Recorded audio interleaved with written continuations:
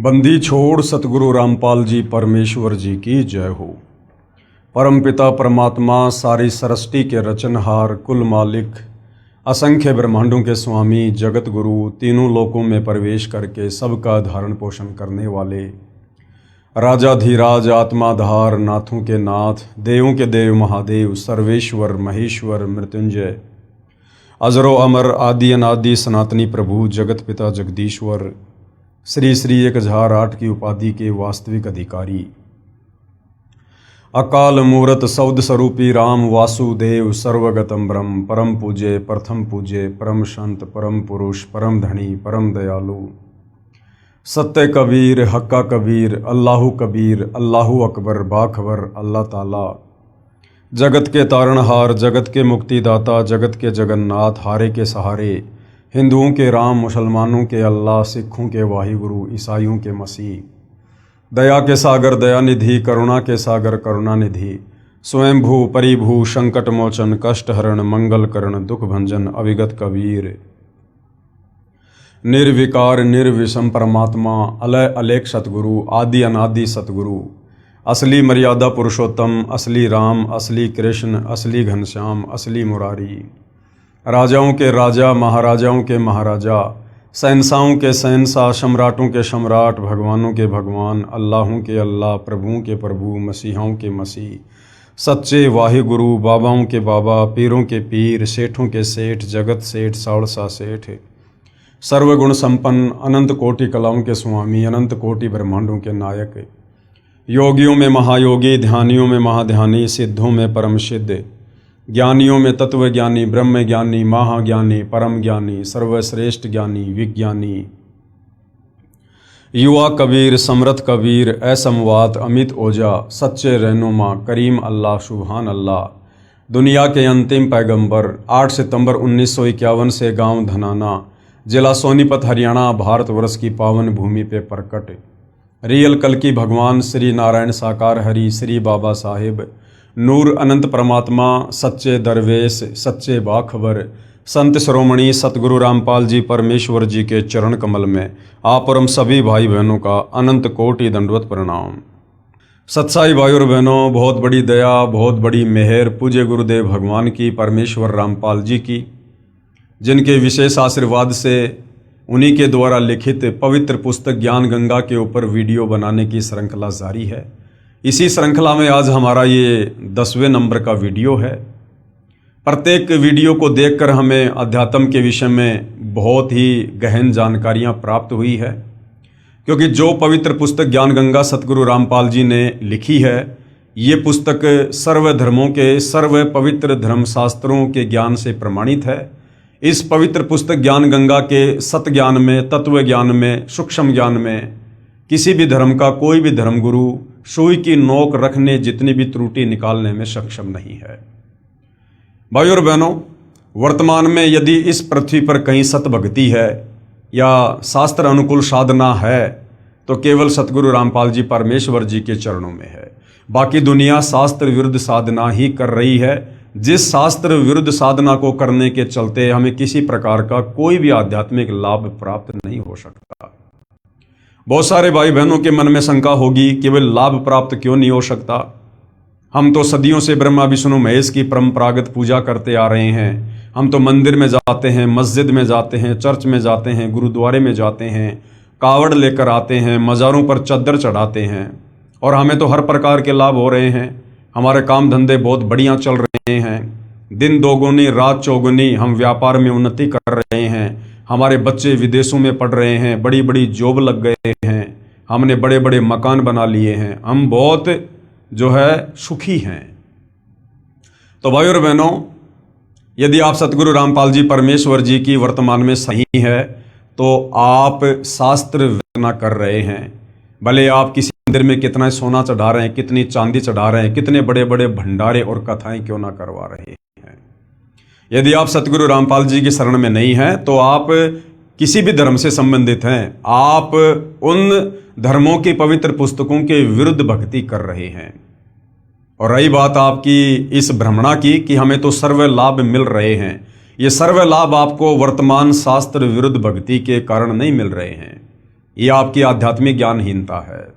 जब आप सतगुरु रामपाल जी के सत्संग सुनेंगे, सृष्टि रचना को सुनेंगे, तो आपको पता चलेगा कि शास्त्र विरुद्ध साधना करने के चलते भी व्यक्ति को जो लाभ होते हैं वो लाभ उसके पूर्व जन्मों की भक्ति के पुण्यों के प्रतिफल में होते हैं। यानी आपका मनुष्य जन्म कोई प्रथम बार नहीं हुआ है। जब से हम परमपिता परमेश्वर कबीर साहिब से बिछुड़कर, सतलोक से बिछुड़कर इस काल के साथ यहाँ 21 ब्रह्मांड में आए हैं, तब से न जाने हमारे कितने अनंत करोड़ जन्म हो चुके हैं, जिनमें करोड़ों अरबों मनुष्य जन्म भी शामिल हैं। और उन मनुष्य जन्मों में ये कबीर परमात्मा रह रहकर आप और हमें संभालते रहते हैं, हमें सत भक्ति दान देते रहते हैं, हमें परमात्मा भक्ति से चार्ज करते रहते हैं। परंतु हम अंतिम श्वास तक मर्यादा में रहकर विश्वास के साथ भक्ति नहीं कर पाते, जिस कारण मोक्ष से वंचित रह जाते हैं। लेकिन वो भक्ति करने के चलते हमारी आध्यात्मिक बैटरी चार्ज हो जाती है और फिर अगले जन्मों में भले हम शत भक्ति नहीं करते हैं, हम किसी तत्वदर्शी संत की शरण में नहीं होते हैं, फिर भी हमें उन पूर्व जन्मों की सत भक्ति के कारण हमें सर्व लाभ मिलते रहते हैं।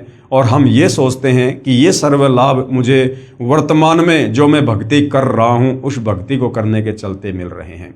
तो भाई और बहनों, ऐसा बिल्कुल भी नहीं है। ये हमें परम संत के सत्संग सुनने से पता चलेगा, सृष्टि रचना को सुनने और समझने से पता चलेगा।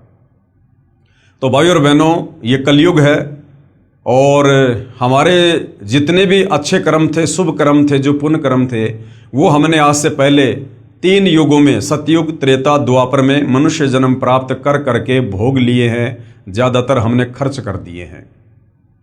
और वर्तमान में आप देखिएगा 90% लोग वर्तमान में भक्ति अवश्य करते हैं, वो चाहे किसी भी धर्म से संबंधित क्यों ना है, फिर भी उनकी दुर्गति हुई पड़ी है। देश का राजा भी उसी मंदिर में जाता है और देश का भिखारी भी उसी मंदिर के आगे भीख मांगता है। फिर दोनों में इतना अंतर क्यों? भाई और बहनों, दोनों ही शास्त्र विरुद्ध साधना कर रहे हैं। उस राजा के अभी पूर्व जन्मों के पुण्य चल रहे हैं, भिखारी के पूर्व जन्म के पुण्य समाप्त हो चुके हैं। और जिस दिन उस राजा के पुण्य समाप्त होंगे उसकी भी ऐसी दुर्गति होगी, फिर आने वाले मनुष्य जन्म में या वर्तमान जन्म में भी हो सकती है।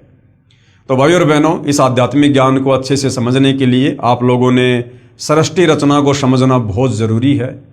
और ये जो सृष्टि रचना सतगुरु रामपाल जी परमेश्वर जी ने हमें समझाई है, हमें बताई है, सत्संगों में सुनाई है और अपनी पवित्र पुस्तकों में लिखी है, ये शास्त्र प्रमाणित है। इसमें किसी भी प्रकार की मीन मेख कोई भी नहीं निकाल सकता है। हाँ ठीक है, अपनी अज्ञानता और नादानी के चलते भले हम स्वीकार ना करें, परंतु सत्य सत्य ही होता है। तो भाई और बहनों, यदि आप आगे सत भक्ति रूपी चार्जर लगाना चाहते हैं और आने वाले समय में, क्योंकि आने वाला समय युग परिवर्तन का है और जब जब युग परिवर्तन होता है तब तब महाविनाश होता है, अच्छे अच्छे लोगों की ज़बरदस्त दुर्गति होती है। हम मई 2026 में जी रहे हैं और 2028 युग परिवर्तन का निर्धारित समय है। आने वाले 1.5 वर्षों में क्या से क्या होगा, शायद आप और हमने इसकी कल्पना भी नहीं की होगी। तो यदि आप युग परिवर्तन के दौरान उत्पन्न होने वाली समस्याओं से बचना चाहते हैं, अपने परिवार को बचाना चाहते हैं, तो सतगुरु रामपाल जी की शरण ही एकमात्र विकल्प है। और उसके लिए आपने पहले उनके ज्ञान को अच्छे से समझना होगा, सृष्टि रचना को समझना होगा, उनसे उपदेश प्राप्त करके मर्यादा में रह के भक्ति शुरू करनी होगी, तब आपका बचाव संभव है। तो भाई और बहनों, सतगुरु रामपाल जी से जुड़ने के लिए सबसे पहले ज्ञान समझना अति आवश्यक है। और इस दिशा में हम सृष्टि रचना को समझ रहे हैं। सृष्टि रचना पर आज हमारा ये 4थे नंबर का वीडियो है और प्रत्येक वीडियो में हमने सृष्टि रचना के विषय में बहुत कुछ जाना है, बहुत कुछ समझा है। तो सृष्टि रचना की शुरुआत जब हमने की थी तो उसमें पूज्य गुरुदेव भगवान ने बताया कि सर्वप्रथम एक अनामी लोक था, जिसको अनामे लोक भी कहते हैं, जिसको अकय लोक भी कहते हैं। और उस अनामी लोक में, उस अकय लोक में कबीर परमात्मा जी अकेले ही रहा करते थे और कहीं कोई रचना नहीं थी। उसके बाद कबीर परमात्मा, जिनको सत्य पुरुष भी कहते हैं, अकाल मूर्त भी कहते हैं, शब्द स्वरूपी राम भी कहते हैं, ये उनके उपमात्मक नाम हैं। उस कबीर परमेश्वर ने एक विचार किया और नीचे के 3 अविनाशी लोकों की रचना की, अपनी वचन शक्ति से, अपनी शब्द शक्ति से। अनामी लोक से नीचे कबीर परमात्मा जी ने अगम लोक की रचना की, उसके बाद अलख लोक की रचना की, उसके बाद सतलोक की रचना की। और इन तीनों लोकों में यानी अनामी लोक से नीचे जो तीन लोक हैं, अगम लोक, अलख लोक और सतलोक, इन तीनों लोकों में कबीर परमेश्वर अपना रूपांतरण करके खुद ही विराजमान होते हैं। उसके बाद सर्वप्रथम कबीर परमेश्वर जी ने सतलोक में सृष्टि की रचना करनी चाहिए। उसके लिए परमात्मा ने सबसे पहले अपने एक वचन से 16 द्वीपों की रचना की। उसके बाद अपने 16 शब्दों से, 16 वचनों से अपने 16 पुत्रों की रचना की और अपने प्रत्येक पुत्र को एक एक द्वीप में रहने का आदेश दिया। उसके बाद कबीर परमेश्वर जी ने अपने 12वें नंबर के पुत्र अचिंत से कहा कि बेटा अब आगे सतलोक में आप सृष्टि की रचना करो, मैं आपको वचन शक्ति देता हूं। अचिंत ने सृष्टि रचना में सहयोग के लिए एक आत्मा उत्पन्न की जिसको अक्षर पुरुष कहा जाता है, जिसको परब्रह्म भी कहा जाता है। वो अक्षर पुरुष सतलोक में बने एक मानसरोवर में जाकर सो गया और निंद्रा आ गई। काफी युगों तक वो निंद्रा से बाहर नहीं आया।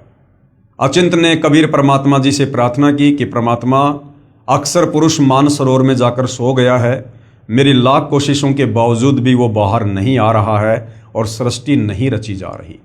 तब कबीर परमेश्वर जी ने अपने पुत्र अचिंत से कहा कि बेटा आप सृष्टि रचना करने में सक्षम भी नहीं है, जिसका काम उसी को साजे और करे तो मूर्ख बाजे। कबीर परमेश्वर जी ने उस मानसरोवर के जल से थोड़ा जल लिया और एक अंडा बनाया अपनी वचन शक्ति से। उस अंडे में एक आत्मा प्रवेश की और मानसरोवर के जल में अंडा छोड़ दिया। अंडा मानसरोवर के जल में नीचे जाता है और अंडे की गड़गड़ाहट से अक्षर पुरुष की निंद्रा भंग होती है। नींद खुलते ही अक्षर पुरुष ने अंडे की ओर गुस्से से देखा, जिससे अंडा 2 भाग हो जाता है। जिसमें से जो आत्मा निकलती है उसको क्षर पुरुष का नाम दिया गया, उसको ज्योति निरंजन का नाम दिया गया। आगे चलकर वो काल कहलाया। कबीर परमेश्वर ने आकाशवाणी की कि ज्योति निरंजन और अक्षर पुरुष तुम दोनों बाहर आओ। दोनों आत्मा मानसरोवर से बाहर आती हैं। कबीर परमेश्वर के आदेश अनुसार वो दोनों आत्मा अचिंत के लोक में रहती हैं। काफी समय उपरांत क्षर पुरुष यानी ज्योति निरंजन के मन में ये विचार आया कि हमारे बाकी जो 15 भाई हैं वो सभी अलग अलग द्वीपों में रहते हैं और हम तीनों भाई एक ही द्वीप में रहते हैं। ये सोचकर क्षर पुरुष ज्योति निरंजन, जो आगे चलकर काल भी कहलाया, उसने अलग से राज्य प्राप्ति के लिए, अलग से द्वीप प्राप्ति के लिए एक पैर पर खड़ा होकर सतलोक में तप करना शुरू कर दिया। उससे पहले कबीर परमेश्वर जी ने और काफी आत्माओं की, असंख्य आत्माओं की सतलोक में उत्पत्ति कर दी थी और सभी को सर्व सुख प्रदान कर दिए थे। जब ये ज्योति निरंजन क्षर पुरुष सतलोक में एक पैर पर खड़ा होकर तप कर रहा था तो सतलोक में जो आत्माएं थी वो उसके ऊपर आसक्त हो गई और सोचने लगी कि देखो कितना जबरदस्त तप कर रहा है। कबीर परमेश्वर जी ने आत्माओं को समय समय पर सचेत किया कि बच्चों, इस नादान की नादानी को मत देखो, ये अपने कर्म फोड़ रहा है, तुम आराम से रहो, ठाट बाट से रहो, तुम्हें किसी चीज की कोई कमी नहीं है, इसकी तरफ ध्यान मत दो। हम सभी आत्माओं ने ऊपर से तो सावधानी दिखाई, लेकिन अंदर से हम उस ज्योति निरंजन को चाहने लगे और पतिव्रता पर्द से नीचे गिर गए, परमात्मा के दिल से हम उतर गए। जब काल ने 70 युग तप किया तो कबीर परमेश्वर जी ने पूछा कि भाई आप तप क्यों कर रहे हो, आपको क्या चाहिए? तो क्षर पुरुष ने कहा कि मैं जहां रह रहा हूं वो जगह मेरे लिए कम है, मुझे अलग से राज्य प्रदान कीजिए। कबीर परमेश्वर ने क्षर पुरुष को 21 ब्रह्मांड दे दिए जो सतलोक में ही थे। उसके बाद क्षर पुरुष ने फिर से 70 युग तप किया, ये सोचकर कि खाली पलाट का क्या करूंगा, इनमें कुछ रचना भी करनी चाहिए और रचना सामग्री कबीर परमात्मा के ही पास है। तो रचना सामग्री प्राप्त करने के लिए 70 युग फिर तप किया। फिर कबीर परमेश्वर जी ने पूछा तो क्षर पुरुष ने कहा कि मुझे सृष्टि रचना के लिए सामग्री चाहिए। कबीर परमेश्वर ने उसे 3 गुण, रजगुण, सतगुण, तमगुण और 5 तत्व, पृथ्वी, अग्नि, जल, वायु, आकाश, ये जो उस समय सतलोक में कबीर परमेश्वर जी के 16 पुत्रों में से सबसे बड़े पुत्र कूरम के मुकुट में थे, सूक्ष्म रूप में थे, कबीर परमेश्वर जी ने काल को उपलब्ध करवा दिए। उसके बाद इस क्षर पुरुष ने सोचा कि अब मैंने बहुत सारी रचना भी कर ली है, लेकिन मेरे अकेले का दिल नहीं लग रहा, मुझे कुछ आत्मा चाहिए। ये सोचकर उसने 64 युग फिर तप किया। जब 64 युग तप कर लिया तो कबीर परमेश्वर जी ने पूछा कि भाई क्षर पुरुष, अब आपको क्या चाहिए? जो आपको चाहिए था मैंने आपको सब कुछ दे दिया। तो क्षर पुरुष ने कहा कि पिताजी, मुझे कुछ आत्मा दे दो, मेरा अकेले का मन नहीं लगता है। तो कबीर परमेश्वर जी ने कहा कि भाई देखो, आत्मा मैं आपको किसी भी कीमत पर नहीं दे सकता, ये मेरे अंश हैं, मेरे वचन से उत्पन्न हैं, मेरे बच्चे हैं, और आपको कुछ चाहिए तो आप ले सकते हो। लेकिन भाई और बहनों, हम अपने कबीर परमेश्वर जी से दिल हटाकर इस काल के ऊपर हम दिल लगा चुके थे, इसलिए हम पतिव्रता पद से नीचे गिर चुके थे। तो कबीर परमेश्वर जी ने कहा कि भाई क्षर पुरुष, अगर कोई अपनी मर्जी से तेरे साथ जाना चाहता है तो मैं भेज सकता हूँ।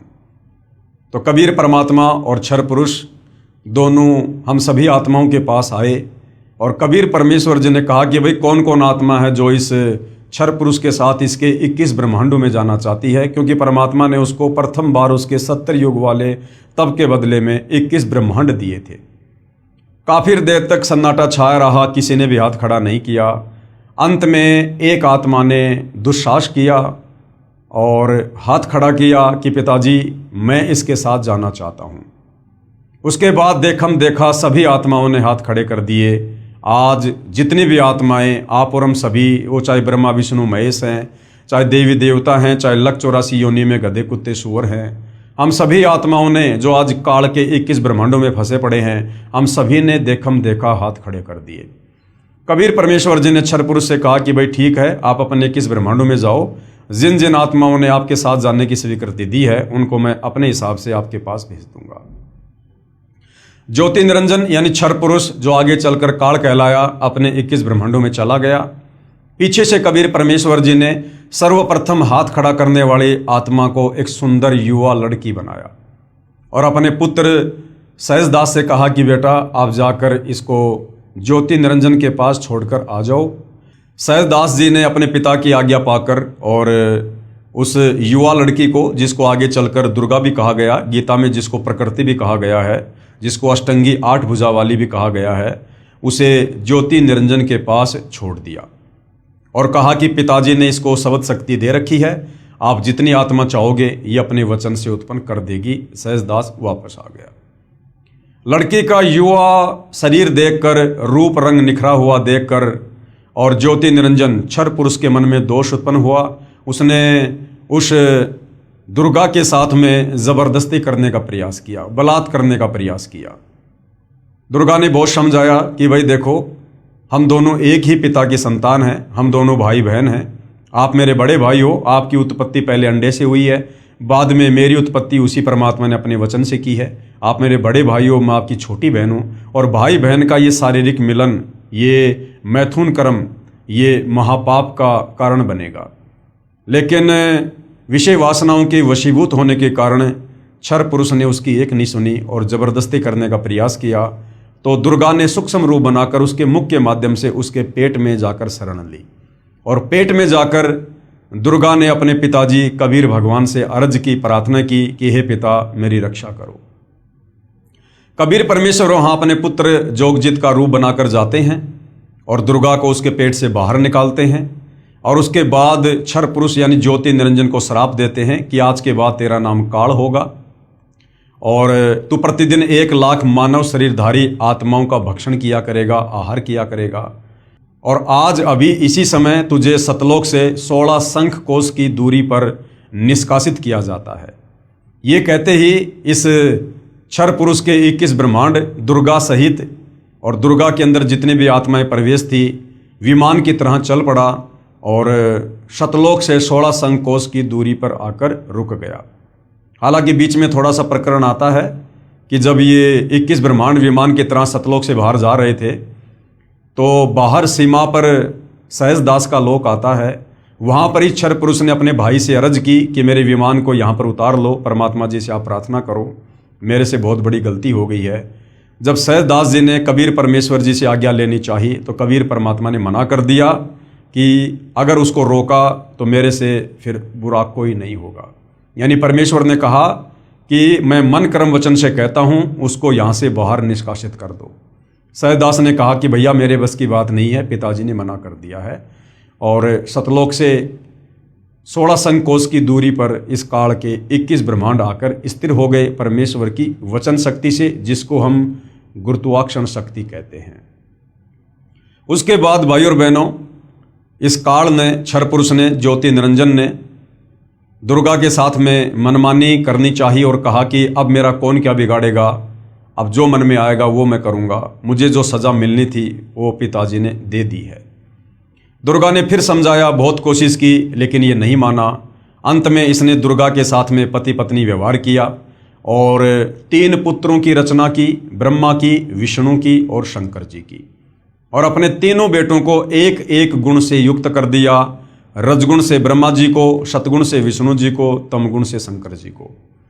तीनों पुत्रों की उत्पत्ति करके ब्रह्मा जी को कमल के फूल के ऊपर बैठाकर अचेत कर दिया, विष्णु जी को शेषनाग की सैया के ऊपर लेटाकर अचेत कर दिया और शंकर जी को कैलाश पर्वत पर बैठाकर अचेत कर दिया। और दुर्गा से कहा कि दुर्गा, अब आज के बाद मैं प्रतिज्ञा करता हूं कि मैं किसी को भी अपने वास्तविक काल रूप में दर्शन नहीं दूंगा, क्योंकि मुझे परमात्मा जी ने श्राप दिया है। मुझे प्रतिदिन 1 लाख मानव शरीरधारी आत्माओं को खाना पड़ेगा। अगर मेरे इस दुष्कर्म का संसार में आत्माओं को पता चल गया तो फिर कोई भी मेरी पूजा नहीं करेगा और सब लोग यहाँ से बाहर निकलने का प्रयास करेंगे जब कभी कबीर परमात्मा इस लोक में ज्ञान समझाने आएंगे। तो काल ने एक अटल प्रतिज्ञा कर ली कि आज के बाद मैं अपने वास्तविक रूप में किसी को दर्शन नहीं दूंगा। और दुर्गा, अब आप इन तीनों बेटों के माध्यम से मेरे भोजन की व्यवस्था करो, सृष्टि की उत्पत्ति करो। दुर्गा ने काल का आदेश प्राप्त करके और अपने तीनों पुत्रों को सचेत कर दिया, आपस में उनको इकट्ठा कर दिया। उसके बाद में काल के आदेश से दुर्गा ने समुद्र मंथन के दौरान ब्रह्मा जी को 4 वेद दिए। जब ब्रह्मा जी ने वेदों को पढ़ा तो वेदों से पता चला कि कोई ब्रह्म है जो साकार है, सशरीर है, तेजोमय शरीर है और साधना करने से वो मिलता है। उससे पहले दुर्गा कहा करती थी कि पुत्रों, मैं तुम्हारी माँ हूँ, मैं तुम्हारा पिता हूँ। लेकिन जब ब्रह्मा जी ने वेद पढ़े और वेदों में पढ़ा कि कोई परमात्मा अलग है, तो ब्रह्मा जी ने कहा कि माँ, वेदों में तो लिखा है कि ब्रह्म कोई और है, आप कह रही हो कि ब्रह्म मैं ही हूँ, मैं तुम्हारी माँ हूँ, मैं तुम्हारा पिता हूँ। तो दुर्गा ने सच बताना पड़ा और दुर्गा ने कहा कि बेटा, तुम्हारा पिता है लेकिन वो तुम्हें दर्शन नहीं देगा। ये बात सुनकर ब्रह्मा जी को अपनी माता की बातों पर अविश्वास हो गया और ब्रह्मा ने सोचा कि मैं अपने पिता के दर्शन करूंगा। ये सोचकर ब्रह्मा जी उत्तर दिशा की ओर चल दिए, जहां पर अंधेरा ही अंधेरा था।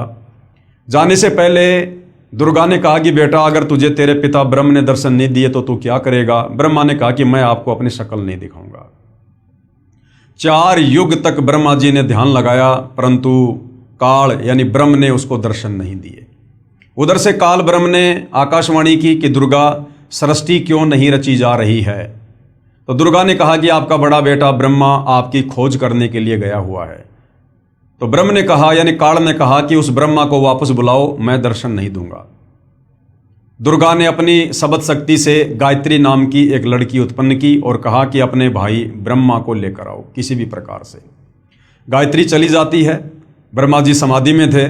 गायत्री ने ध्यान से दुर्गा से जब बातचीत की, संवाद किया, तो दुर्गा ने कहा कि आप उसके पैर को हाथ लगाओ, उसके चरणों को स्पर्श करो। गायत्री ने ऐसा ही किया और ब्रह्मा जी का ध्यान भंग हुआ।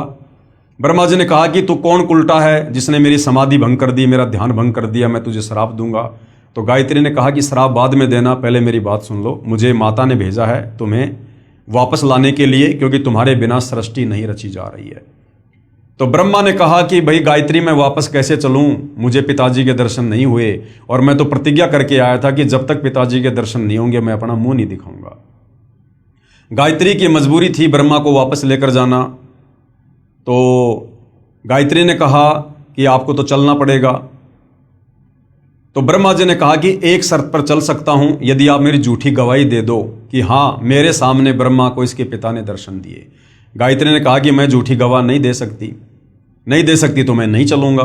लेकिन गायत्री की मजबूरी थी। गायत्री ने सोचा कि अगर कल को मेरी बात झूठी हो गई तो मैं अकेली जो है माता के दंड का भागी बनूंगी। तो क्यों ना इस ब्रह्मा को भी बराबर का भागीदार बनाया जाए।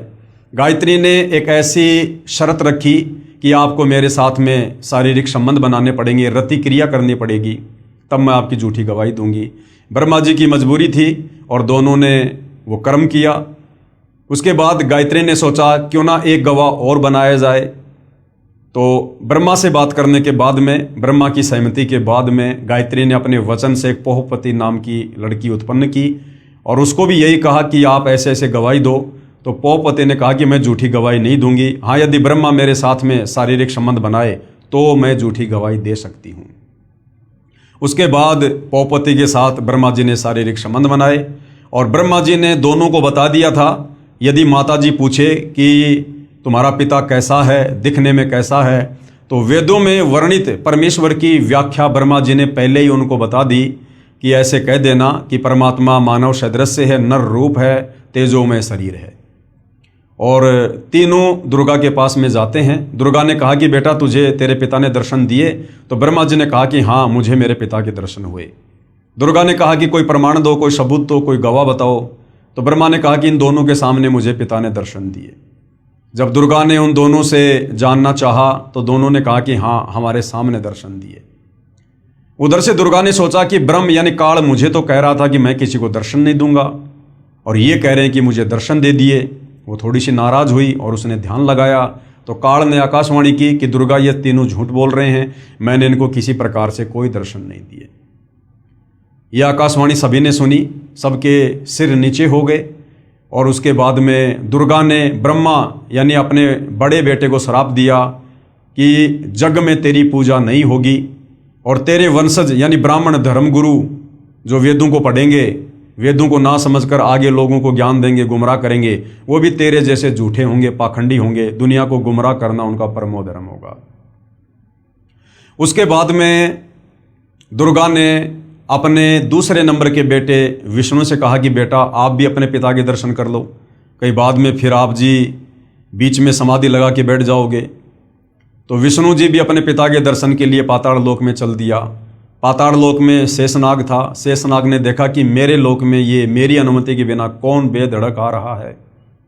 तो शेषनाग ने अपने 1000 फणों से विष छोड़ दिया, जिसके चलते विष्णु जी का पूरा शरीर नीला हो गया, काला हो गया। विष्णु जी ने जैसे ही उसके साथ युद्ध करना चाहा तो काल ने आकाशवाणी की कि बेटा इसका बदला मैं तुझे द्वापर युग में दूंगा। तो श्री कृष्ण रूप में जाएगा और ये काली देह में कालेंद्री नाम का नाग होगा, उस समय मैं तुझे इसका बदला दूंगा। विष्णु जी वापस आ गए, अपनी माँ को आके सब कुछ सच सच बता दिया कि मुझे मेरे पिता के दर्शन नहीं हुए। दुर्गा बड़ी प्रसन्न हुई और कहा बेटा तू सतवादी होगा और जग में तेरी पूजा होगी। उसके बाद में अपने तीसरे पुत्र शंकर जी को भी दुर्गा ने कहा कि बेटा आप भी अपने पिता के दर्शन करने का प्रयास कर लो, तुम्हारे दोनों भाइयों को तो पिता ने दर्शन दिए नहीं। शंकर जी इस मामले में थोड़े समझदार निकले। उन्होंने कहा कि माता जब मेरे दोनों बड़े भाइयों को मेरे पिता ने दर्शन नहीं दिए तो फिर मैं व्यर्थ में क्यों प्रयास करूं। हे माँ मुझे ऐसा वरदान दे दो कि मैं अमर हो जाऊं, कभी ना मरूं। तो दुर्गा ने कहा कि बेटा इस 21 ब्रह्मांड में ये अमरत्व का वरदान नहीं मिल सकता, यहाँ जिसका जन्म हुआ है उसकी मृत्यु निश्चित है। लेकिन शंकर जी को ध्यान लगाने की विधि बताई, जिसके चलते शंकर जी की उम्र अपने दोनों भाइयों से 7 गुना ज़्यादा है। उसके बाद भाइयों और बहनों, काल के आदेश से दुर्गा ने समुद्र मंथन पर अपने तीनों पुत्रों ब्रह्मा विष्णु महेश को भेज दिया और कहा कि समुद्र मंथन में जो भी वस्तु निकले उसकी मुझे जानकारी देना और उनको अलग अलग रखना। समुद्र मंथन हुआ। दुर्गा समुद्र में जाकर अपने 3 रूप बनाती है। 3 लड़कियों के रूप में दुर्गा प्रकट होती है, बाहर भी खड़ी हुई है। और जब 3 लड़कियां लेकर ब्रह्मा विष्णु महेश बाहर आते हैं तो दुर्गा ने कहा कि सबसे पहले कौन सी लड़की आई? तो कहा जी ये वाली आई। तो दुर्गा ने उसका नाम सावित्री रखा और उसकी शादी ब्रह्मा जी के साथ कर दी। दूसरी का नाम लक्ष्मी रखा और विष्णु जी को दे दी। तीसरी का नाम पार्वती रखा और शंकर जी के साथ में शादी कर दी और तीनों को अपने अपने लोक में भेज दिया और तीनों को एक एक गुण से युक्त कर दिया। ब्रह्मा जी को रजोगुण से युक्त कर दिया, जिसके चलते तीनों लोकों के प्राणी रजोगुण के प्रभाव से संतान उत्पत्ति करते हैं। विष्णु जी को सतोगुण से युक्त कर दिया, जिस सतोगुण के प्रभाव के चलते सभी आपस में मोह ममता में बंधे हुए हैं। शंकर जी को तमोगुण से युक्त कर दिया, जिसके चलते फिर मनमुटाव, राग द्वेष, ईर्ष्या, लड़ाई झगड़े यानी संहार का कार्य तमोगुण के कारण शंकर जी करते हैं। और इस प्रकार से इस काल के 21 ब्रह्मांड की सृष्टि चल रही है। कुल मिला के भाइयों और बहनों बात यह है कि इस काल को प्रतिदिन 1 लाख मानव शरीरधारी स्त्री या पुरुषों के सूक्ष्म शरीर से निकली वासना को खाने का श्राप लगा हुआ है, जिसके चलते ये गुप्त ऊपर 21वें ब्रह्मांड में रहता है, जहाँ पर इसने तपतशिला बना रखी है, जीवों को भून भून के खाता है और अपने तीनों पुत्रों की ब्रह्मा विष्णु महेश की जो है ड्यूटी लगा रखी है अपने भोजन के लिए, आप और हम मानव शरीरधारी प्राणियों की उत्पत्ति करने की। तो भाइयों और बहनों, और यहाँ कुछ भी लेना देना नहीं है। काल ने केवल अपने भोजन के लिए सारी व्यवस्था कर रखी है और हम सभी प्राणी समय समय पर अपने कर्मों का दंड भोगने के लिए कभी लक 84 योनि में गधे कुत्ते सुअर बनते हैं, कभी नरक में जाते हैं, कभी स्वर्ग में जाते हैं। और इसी प्रकार से जन्म मृत्यु का सिलसिला, लक 84 योनियों का सिलसिला, ये लगातार अनंत युगों से चलता आ रहा है। इस काल की चक्की से बाहर निकालने के लिए, इन कष्टों से बाहर निकालने के लिए वो कबीर परमात्मा, सारी सृष्टि का मालिक, सतलोक से चलकर स्वयं ही यहाँ पर समय समय पर आता है। उसके बाद भाइयों और बहनों, इस काल को 21 ब्रह्मांड सहित बाहर निकालने के बाद सतलोक में जो एक और आत्मा थी, परब्रह्म, जिसको अक्षर पुरुष भी कहते हैं, उस अक्षर पुरुष के मन में आया कि क्षर पुरुष ज्योति निरंजन जो 21 ब्रह्मांड सहित सतलोक से चला गया है, वो बहुत सुख भोग रहा होगा। अक्षर पुरुष उसकी याद में रहने लगा, भक्ति भी करने लगा, लेकिन व्याकुल रहने लगा, चिंतित रहने लगा उस काल की याद में।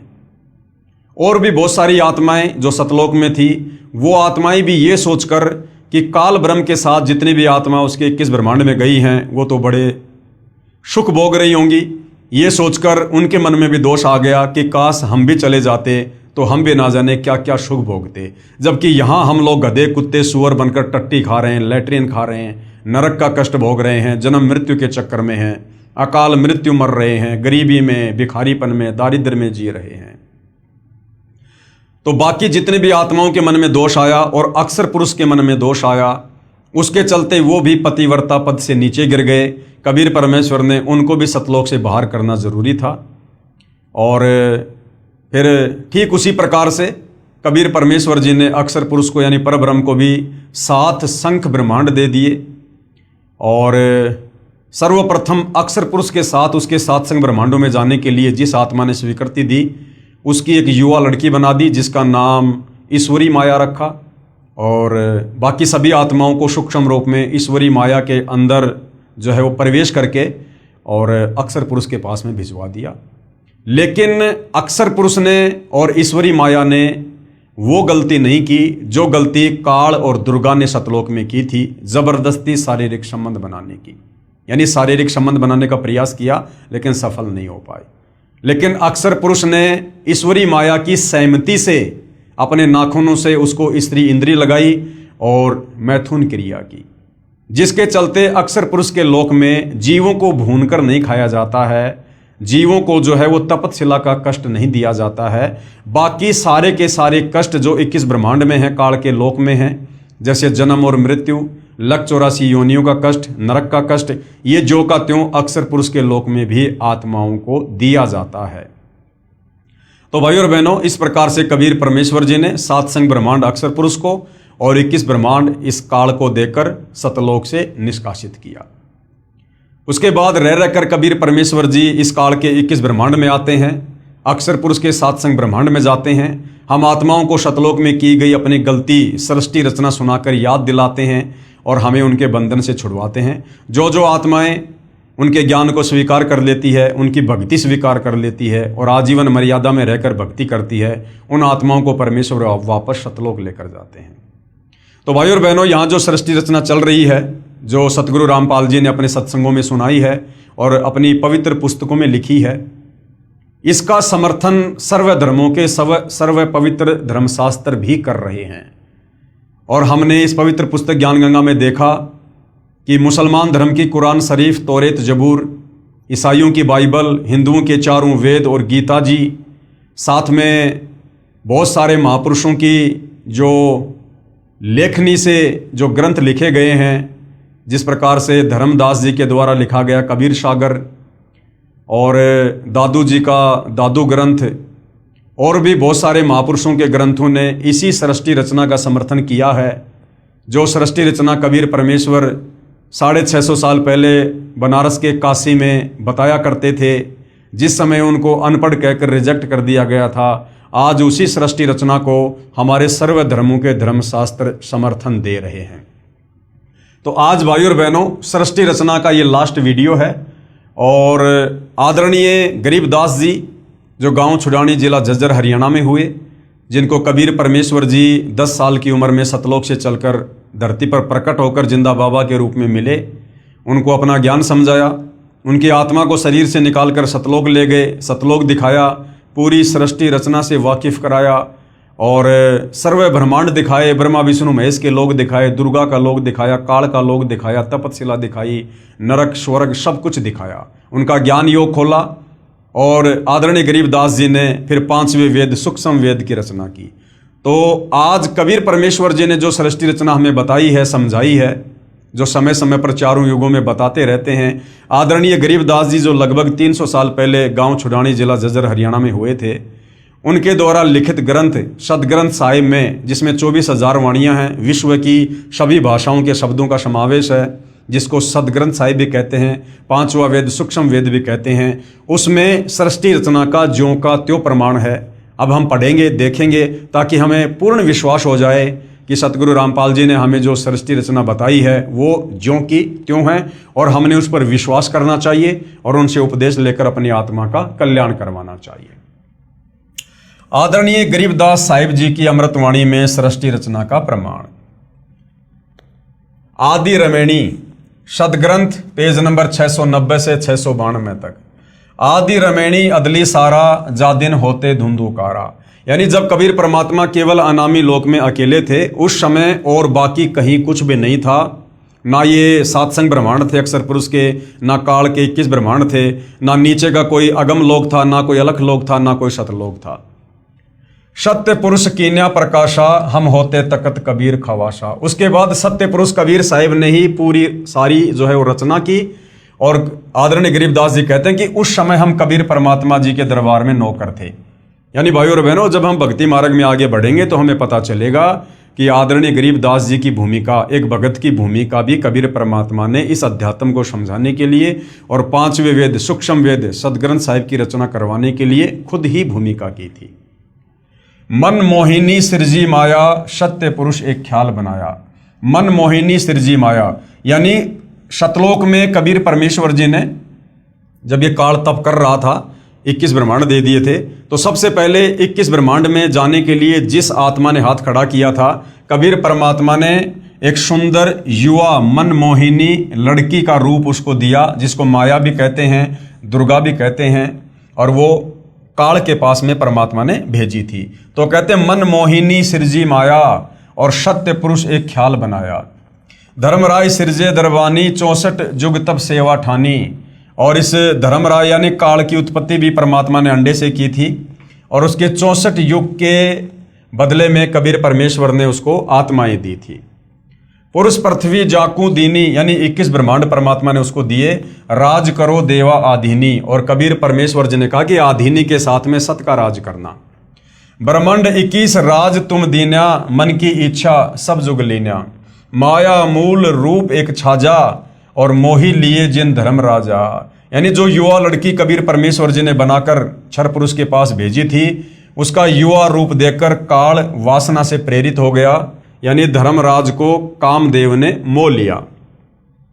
धर्म का मन, यानी उस काल का मन चंचल चितधारा, मन माया का रूप विचारा। दुर्गा का सुंदर रूप देखकर ये काल जो है क्षरपुरुष जो है डगमग हो गया। चंचल चेरी चपल चिरागा, या के परसे सरबस जागा। धर्मराय कीन्या मन का भागी, विषय वासना संग से जागी।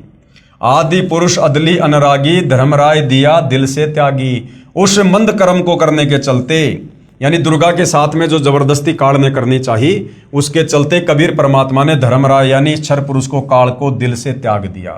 पुरुष लोक से दिया ढहाई, यानी सतलोक से बाहर निकाल दिया। अगम दीप चली आए भाई। सहज दास जिस दीप रहनता। जब ये काल 21 ब्रह्मांड सही सतलोक से जा रहा था तो आगे चलकर सहज दास का लोक था, वहां पर इसने अपना विमान रोकने की सहज दास से प्रार्थना की। कारण कौन कौन कुलपन था। धर्मराय बोले दरबानी, इस काल ने, जिसको धर्मराय भी कहते हैं क्षर पुरुष, ये बोला सुनो सहज दास ब्रह्मज्ञानी कि हे बड़े भाई मेरी बात सुनो। 64 युग हम सेवा कीनी, मैंने 64 युग तक एक पैर पे खड़ा होकर तप किया। पुरुष पृथ्वी हमको दीनी, तब परमात्मा ने मुझे ये अलग से राज्य दिया। चंचल रूप भया मन मोरा, उस युवा लड़की को देखकर मेरा मन चंचल हो गया और मैंने बदतमीजी की। मन मोहिनी ठगिया भोरा, और उसने मुझे ठग लिया, यानी मैं उसके ऊपर आसक्त हो गया, जिस कारण से परमात्मा जी नाराज हो गए। सत्य पुरुष के ना मन भाए, यानी कबीर परमात्मा के मैं दिल से उतर गया, उनके मन नहीं भाया। पुरुष लोक से हम चली आए और मेरे को सतलोक से बाहर निकाल दिया। अगर दीप सुनत बड़भागी, सहज दास मेटो मन पागी, यानी अब आप मेरे इस 21 ब्रह्मांड को, विमान को अपने लोक में रख लो, मैं यहां रह जाऊंगा। बोले सहज दास दिलदानी, हम तो चाकर सत सहदानी। सहज दास जी बोले भाई मैं तो कबीर परमात्मा का नौकर हूं, सत्य पुरुष से अर्ज गुजारूं तब तुम्हारा विमान उतारूं। पहले मैं कबीर भगवान से, सत्य पुरुष से प्रार्थना करूंगा, अगर उनकी आज्ञा होगी तो मैं तेरे विमान को यहां पर रोकूंगा। सहज दास को किया पियाना, सहज दास कबीर परमेश्वर जी के पास में गए, सत्य लोक लिया परवाना, यानी सतलोक के लिए चल दिए। सत्य पुरुष साहिब सरभंगी, अविगत अदली अचल अभंगी, यानी कबीर परमेश्वर की उन्होंने तरह तरह से महिमा की। धर्मराय तुमरा दरबानी, कि एक वो क्षर पुरुष, वो धर्मराय आपके दरबार का नौकर, अगर दीप चली गए प्राणी। कौन हुक्म अदली एक साचा, हे कबीर परमात्मा मेरे लिए क्या आदेश है, उसके विमान को रोकना है या नहीं रोकना है। विषय लोक जा तीन्यू बाचा, कबीर परमात्मा ने कहा कि उसको विषय लोक में जाने दो, उसको यहां से बाहर निकलने दो। तीन्यू बाचा यानी मन कर्म वचन से कहता हूं, उसको यहां से निकालो। सहज विमान चले अधिकाई, छिन में अगर दीप चली आई। सहज दास पल भर में वहां से वापस आ गया। हम तो अर्ज करी अनुरागी, कि भाई ज्योति निरंजन मैंने तो सत्य पुरुष से अर्ज की थी तुम विषय लोक जाओ बड़भागी, लेकिन परमात्मा ने मना कर दिया, तुम विषय लोक में जाओ। धर्मराय के चले विमाना, और 21 ब्रह्मांड विमान की तरह वहां से चल पड़े। मान सरोवर आए प्राणा, उसके बाद सतलोक में एक मान सरोवर है, वहां पर वो विमान आया। मान सरोवर रहन न पाए, काल ने वहां पर रहने की कोशिश की लेकिन परमात्मा ने वहां भी नहीं रहने दिया। दरे दरे कबीरा थाना लाए, वहां पर कबीर परमात्मा खुद ही बैठे हुए थे। बंकनाल की विस्मी बाटी, तहां कबीरा रोकी घाटी। इन पांचों मिल जगत बंधाना, लख 84 जीव संताना। उसके बाद भाई और बहनों आगे की जो सृष्टि है उसका आपको ज्ञान है ही, कि किस प्रकार से इस काल ने अपने भोजन के लिए और दुर्गा से अपने 3 पुत्रों की रचना की, तीनों को एक एक गुण से युक्त कर दिया, और हम जीवों की उत्पत्ति और संहार करवा के किस प्रकार से ये काल अपनी 21 ब्रह्मांड की सृष्टि चला रहा है। तो कहते हैं इन पांचों मिल जगत बंधाना, इन पांचों यानी काल, दुर्गा और तीनों इनके बेटे ब्रह्मा विष्णु महेश, इन पांचों ने मिलकर पूरे संसार को मूर्ख बना रखा है, सबको कर्म बंधन में लख 84 में जन्म मरण में बांध रखा है। इन पांचों मिल जगत बंधाना, लख 84 जीव संताना, लख 84 में जीवों को यातना दे रहे हैं। ब्रह्मा विष्णु महेश और माया धर्मराय का राज पठाया। ये ब्रह्मा विष्णु और महेश और इनकी माता माया, ये दुर्गा, ये चारों मिलकर ये धर्मराय यानी काल के राज्य को चला रहे हैं। यो खोकापुर झूठी बाजी, ये काल का 21 ब्रह्मांड, इसको खोकापुर कहा गया है। और भिस्त बैकुंठ दगासी साजी, और इसने जो नरक सुरक बना रखे ना केवल हमारे को धोखा देने के लिए। कृत्रिम जीव बुलाने भाई, निज घर की तो खबर न पाई, और हमारे को एक कृत्रिम जीव बना दिया, आत्माओं के ऊपर ये चोला लगा के हमारे को जन्मने और मरने वाले जीवों की संज्ञा में ला के खड़ा कर दिया। और निज घर की तो खबर न पाई, और हमारा जो वास्तव में जो घर है सतलोक, उसकी अब किसी को खबर नहीं लगने देता कि तुम कहाँ से आए थे, क्यों आए थे, क्या तुमने गलती करी थी जिस कारण से तुम यहाँ पर फंसे पड़े हो, इसकी खबर नहीं लगने दे रहा। 1.25 लाख उपजे नित हंसा, 1.25 लाख जीवों की उत्पत्ति दुर्गा काल के लिए रोजाना करती है। 1 लाख विनसे नित हंसा, और 1 लाख को ये काल रोजाना खाता है। उत्पत्ति खपती प्रलय केरी, हर शोक जोरा जमजेरी, यानी जन्म मरण और ये दुख, ये सारे यहाँ पर काल के जो कष्ट हैं वो दिए जा रहे हैं। पांचों तत्व हैं प्रलय माही, सतगुण रजगुण तमगुण झाई। आठों अंग मिली है माया, पिंड ब्रह्मंड सकल भरमाया। या में सुरती शब्द की डोरी, पिंड ब्रह्मंड लगी है खोरी। श्वासा पारस मन गए राखो, खोले कपाट अमीर चाखो। यानी कबीर परमेश्वर जी आकर जो श्वासों का नाम देते हैं, सतनाम देते हैं, उससे फिर हमारा ज्ञान योग खुलता है और हमें यहाँ से बाहर निकलने का रास्ता मिलता है। सुनाऊं हंस शब्द सुनदासा, अगम दीप है अग है बासा। फिर कबीर परमेश्वर तत्वदर्शी संत के रूप में आते हैं और हमें फिर वास्तविक ज्ञान बताते हैं, भक्ति देते हैं और हमें फिर अगम दीप यानी सबसे आगे का जो दीप है, जो सतलोक है, हमें उसकी जानकारी देते हैं। भवसागर जमदंड जमाना, धर्मराय का है तलबाना। पांचों ऊपर पद की नगरी, बाट विहंगम बंकी डगरी। इन पांचों के ऊपर दुर्गा काल और ब्रह्मा विष्णु महेश के ऊपर वो वास्तविक वो नगर है, सतलोक है, जहाँ पर जाना इतनी आसान बात नहीं है। हमरा धर्मराय से दावा, भवसागर में जीव भरमावा। कबीर परमेश्वर का जो है इस धर्मराज यानी काल के साथ में एग्रीमेंट है। हम तो कहें अगम की वाणी, जहाँ अविगत अदली आप बिनानी। बंदी छोड़ हमारा नामम, अजर अमर है अस्त्र ठामर। जुगन जुगन हम कहते आए, जम जोरा से हंस छुड़ाए। यानी युगों युगों से हम यहाँ पर आ रहे हैं, सृष्टि रचना बता रहे हैं, ज्ञान समझा रहे हैं।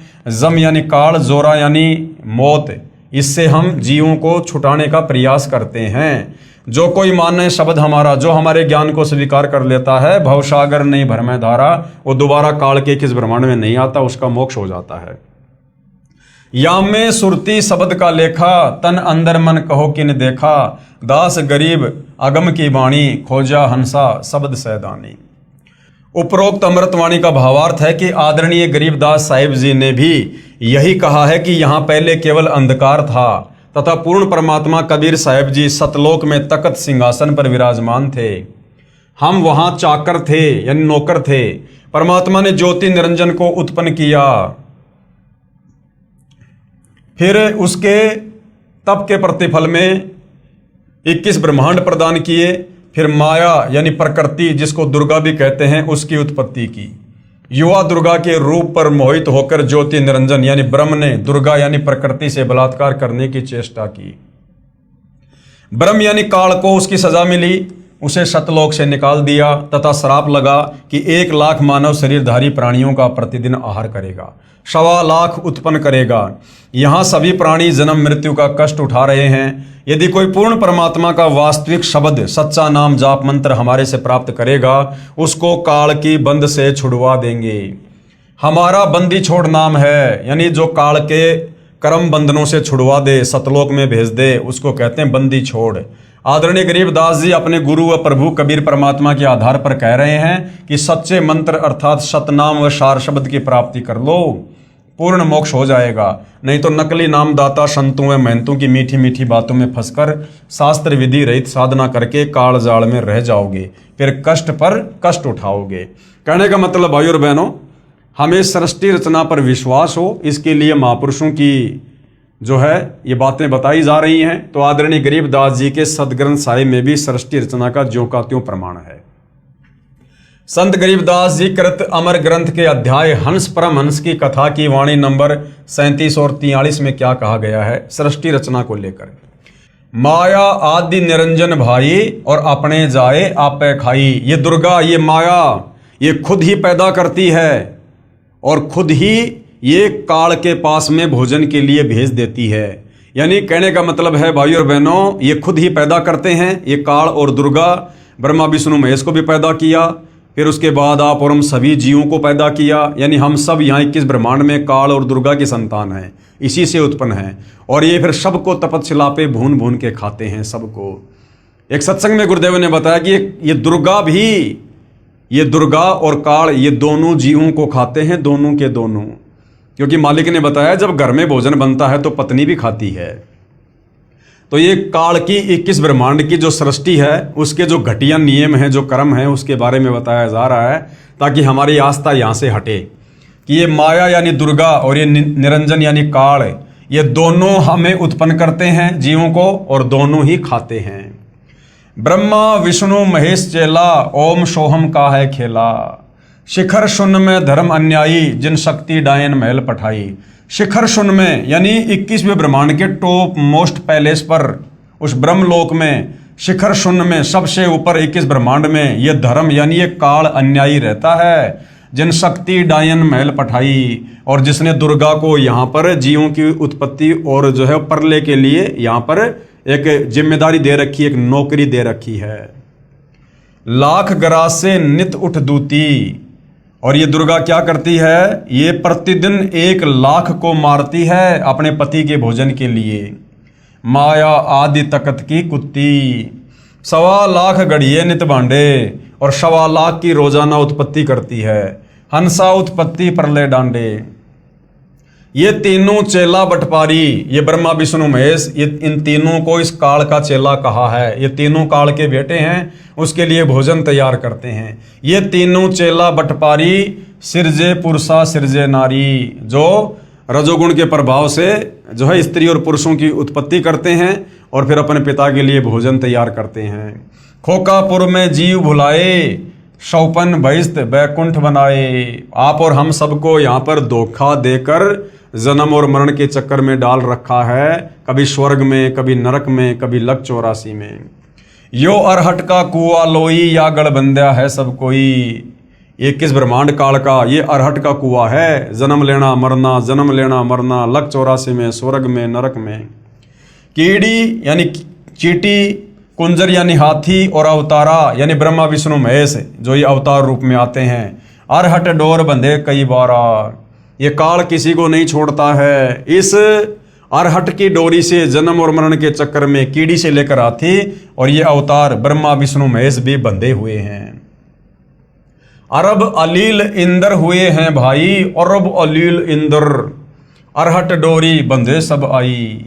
शेष महेश अरु गणेश ताई, अरहट डोरी बंद सब आई। शेष यानी शेषनाग, महेश यानी ये शंकर जी, और ये गणेश आदि जितने भी देवी देवता हैं, ये सब इस काल की जन्म मृत्यु रूपी अरहट की डोरी से बंधे हुए हैं। सबका जन्म और मरण है। शुक्रादिक यानी सुखदेव जैसे ऋषि भी, ध्रुव भी, और प्रहलाद भी, और ब्रह्मादिक यानी ये ब्रह्मादि अर्थात ब्रह्मादिक का मतलब है ब्रह्मा विष्णु महेश भी, ये भी अरहट की डोरी से बंधे हुए हैं, यानी जन्म और मरण में हैं। कोटिक करता फिरता देखा, अरहट डोरी कहूँ सुन लेखा। चतुर्भुजी भगवान कहाँ, ब्रह्मा विष्णु महेश की 4 भुजाएं हैं, तो कहते हैं चतुर्भुजी भगवान कहाँ है, अरहट डोर बंधे सभा में। ये सब जन्म और मरण की डोरी से बंधे हुए हैं। यो है खोकापुर का कुआ, ये जो पृथ्वी लोक है, ये इस 21 ब्रह्मांड में कुआ है, कुआ, और या में पड़ा सो निश्चय मुआ।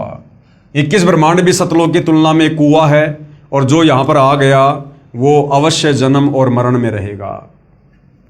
आगे क्या बताया गुरुदेव भगवान ने, ज्योति निरंजन यानी काल बलि के वश होकर ये तीनों देवता रजगुण ब्रह्मा, सतगुण विष्णु, तमगुण शिव अपनी महिमा दिखाकर जीवों को स्वर्ग नरक तथा भवसागर में लक 84 योनियों में भटकाते रहते हैं। ज्योति निरंजन यानी काल अपनी माया से नागिनी की तरह जीवों को पैदा करते हैं और फिर मार देते हैं। जिस प्रकार नागिनी अपनी दुम से अंडों के चारों ओर कुंडली बनाती है, फिर उन अंडों पर अपना फन मारती है, जिससे अंडा फूट जाता है, उसमें से बच्चा निकल जाता है, उसको नागिनी खा जाती है।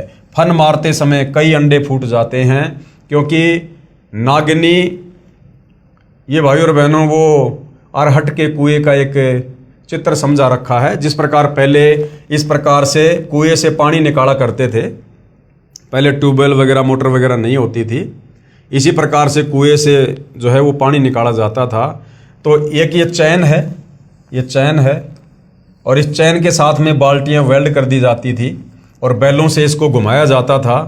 तो बाल्टी क्या होती थी, नीचे तो पानी से भर जाती थी और ऊपर आकर यहाँ पर ये खाली हो जाया करती थी।